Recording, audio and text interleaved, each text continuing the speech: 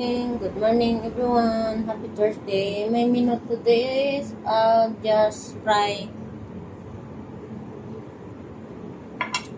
fish. Galonggong in Tagalog.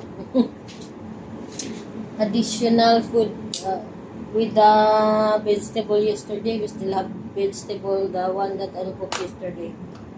That's why I'll add this one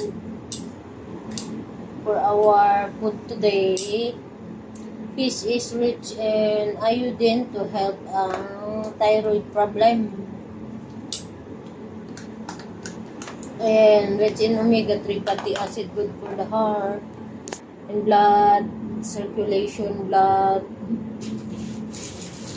pressure control. To control blood pressure, or making warm the oil in my pot, in my but while I waiting for the oil to get warm, I need to wash all the plates in the cutting board.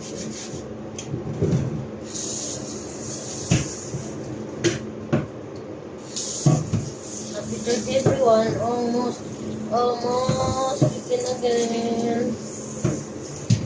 Enjoy your day today. I hope and pray that our day will be smooth today. We cannot facing big problem.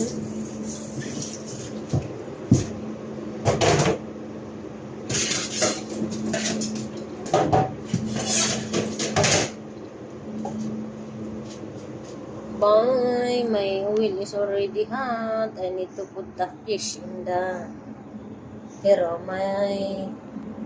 There. And my pan is here. Bye guys. See you later.